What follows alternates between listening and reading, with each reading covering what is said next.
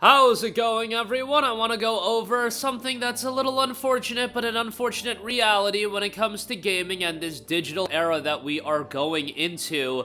Games get released, and sometimes games, unfortunately, do get pulled, and it looks like in the case of a bunch of Adult Swim titles, they will be getting removed in May. We'll talk about it. It's not like it's a ton of huge titles, but for the sake of game preservation, it is a little bit unfortunate. Now, before we get into this video, I just want to ask you guys, please like this video and do leave a comment with your thoughts. It really does help out the channel a lot, and it is much appreciated. As noted on delistedgames.com, which, by the way, this site's been around since 2016, but give them a look. What a phenomenal site this is. Really tracking all of the games getting delisted. Deserves a lot more love. I mean, I just became aware of it. They kicked off back in June of 2016. Great website. Check it out. Link in the description box below. But this is a reality, again, we do have to accept in the gaming world, especially the modern gaming world. Games are getting pulled. And in this case, it is going to be Adult Swim titles. All Adult Swim titles are going to get pulled. More developers come out and confirm that they were contacted by Warner Bros. Discovery, the parent company behind Adult Swim games, and informed that their titles would be delisted within 60 days. The latest developer to break the news is Team 2-Bit, makers of Fist Punch, which has been on Steam since 2013. Man, oh man, Warner Bros. Discovery... I feel like they're gonna be one of the most hated companies by, like, the end of this year, especially in the gaming world. I feel like they're hated in a lot of other entertainment sectors, but in the gaming world, a lot of people, I feel like, still aren't familiar with WB Discovery. WB Discovery is the merged company of Warner Brothers and Discovery, headed by one David Zaslav. How about you guys just go pull up David Zaslav's Wikipedia page and read, like, the opening paragraph on it? And usually, whenever they have an opening paragraph on Wikipedia about someone and then it ends with some sort of controversy, never a good sign. But, yeah, you guys can make of that what you will. Delistedgames.com has a rundown of all of the games published by Adult Swim Games. However, there are some titles that were published by Adult Swim Games, but then they ended up not being published by Adult Swim Games, so they ended up being self-published games, or another publisher took over the helm. Those are included in this lineup as well, but those games will probably stay on the platform, but we'll go over them just in case. Battle Chef Brigade, Death's Gambit, both of those have the asterisk. Desync, which is available on Steam. Duck Game, Fist Puncher, Glitterman Grove, you have Headlander, Kingsway, Mega Coin Squad, Pool Panic, Rain World, which Rain World would be super unfortunate if that got pulled. Thankfully, that is no longer published by Adult Swim Games. Rain World, super aesthetically pleasing game to say the least. Hopefully that does not get pulled. Rick and Morty, Virtual Reality. Yeah, it's a Rick and Morty title. Rise and Shine, Samurai Jack, Battle Through Time, which, let's be real, Samurai Jack Battle Through Time wasn't like this, you know, amazing game or anything like that, but, like, yo, Samurai Jack hits home with me like Jack, Samurai Jack. I grew up with Samurai Jack, and it was nice to have a new video game with Samurai Jack Battle Through Time, and this was a game done by Soleil. Soleil has actually developed some other kind of notable games, including Naruto to Boruto, Shinobi Striker, and 2022's Valkyrie Elysium. So, you know, those titles aren't probably that relevant to you guys, but still, Samurai Jack, notable IP. If you have any affinity towards Samurai Jack, that's probably a title you want to pick up, you want to add it to your library, figure out a way to do so, because once it's gone, it's gonna be gone forever. So yeah, keep that in mind.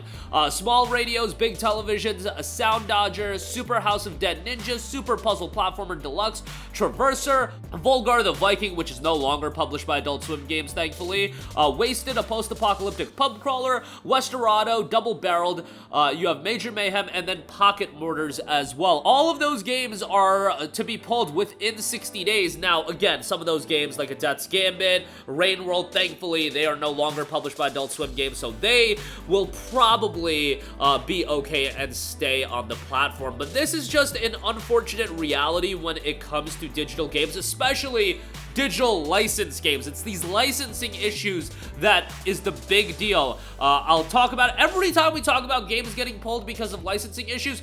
Transformers War for Cybertron, Transformers Fall of Cybertron. Not even the biggest Transformers fan in the world, but those games are absolutely phenomenal, and the fact that we can't get those games readily makes me absolutely sick to my stomach. I don't know if we can get to a point where the licensing issues for those games can be resolved. I believe Activision was the original publisher of those games, and I want to say those games were developed by like Moon Studios. We gotta figure out a way to preserve those games. Those games in particular are two of the titles that I look at and I'm like, yo, it is straight up depressing that people can't play these games anymore. And then there's other titles like Deadpool. I think it was Deadpool 2013. I ended up really enjoying that game. Thankfully, I have it in my Steam library, and I have Deadpool the Definitive Edition. I believe that got pulled as well, which is a bummer. That game wasn't a blowaway title or anything, but I thought it was hilarious, and I did have a good time with it, so certainly that's a game that, you know, it would be nice if people could play. And then a title like Samurai Jack, Battle Through Time, I feel like to me, this is the biggest one that's gonna get pulled. Samurai Jack is an IP I feel like so many of us have a lot of nostalgia towards, you know, watching it growing up. It was just a great time watching it, and it's not like this game was blowaway, but it does have a very positive reception on Steam. 1,200 reviews, 85% positive. That's nothing to scoff at. It's 76 on Metacritic as well. The game was received fairly strongly, but it is going to be getting pulled. Now, it is $39.99 if you do want to buy the game, so that's a little bit of a bummer. Like 40 bucks for a game like this is definitely way too much. Hopefully, it does go on sale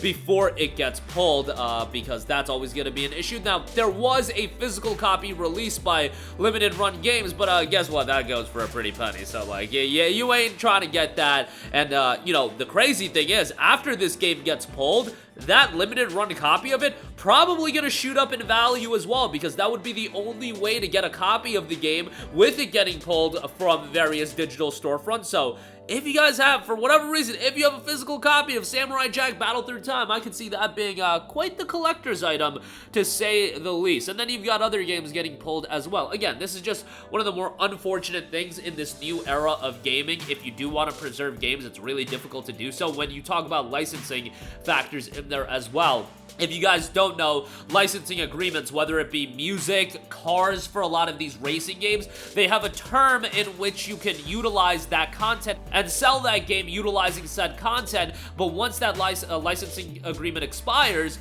you can come back to the table and renew that licensing agreement. But the issue is, games get older and older. Is it financially viable to renew a licensing agreement with a car manufacturer for a racing game? Let's say Gran Turismo 7, by the time Gran Turismo 11 is out. Like, ain't nobody trying to go back and, at least not a lot of people are going to be trying to go back and play GT7 when GT11 is out. That's kind of how these things work, but just an unfortunate reality that you have to face in today's gaming. And this seems to be more of a WB standpoint rather than just straight up licensing issues. But Warner Brothers, who are the parent company behind Adult Swim games, they are noting to developers of these games that they're going to get pulled within 60 days. Just unfortunate all around. But that'll do it for me. Again, interested to hear your guys' opinion. I know a lot of you guys hate whenever games get delisted, as do I. It's one of the unfortunate realities we have to accept in the current gaming world, but nonetheless, that'll do it for me. Let me know all of your thoughts in the comments section down below. As always, sound off there. Thank you for watching, and goodbye.